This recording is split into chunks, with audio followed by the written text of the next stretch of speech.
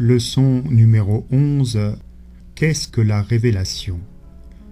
Nous croyons en un Dieu qui parle.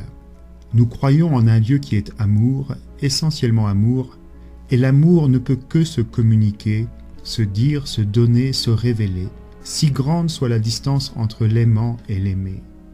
Dieu a parcouru cette distance pas après pas. Le premier lieu où Dieu parle est dans son œuvre de création.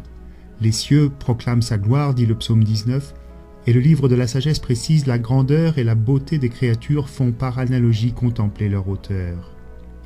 Mais Dieu ne s'est pas donné simplement à contempler dans son œuvre.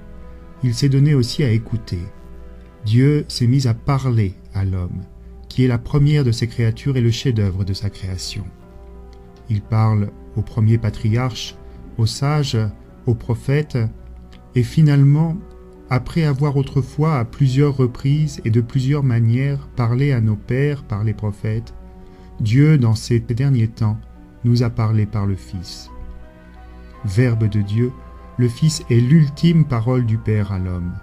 Son incarnation, sa vie et ses actes de charité, les miracles, ses enseignements et sa prédication, puis sa passion et enfin sa résurrection sont l'ultime révélation que Dieu fait de lui-même. Dans le Fils et par lui, le Père se révèle entièrement. Qui m'a vu a vu le Père, dit Jésus dans l'évangile de Saint Jean.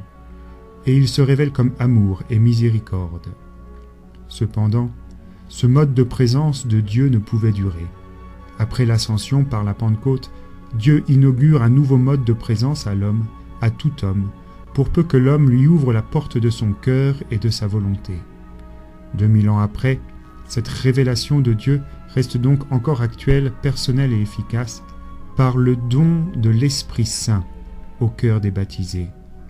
L'Esprit Saint, étant Dieu, crée cette relation interpersonnelle entre tout homme et Dieu.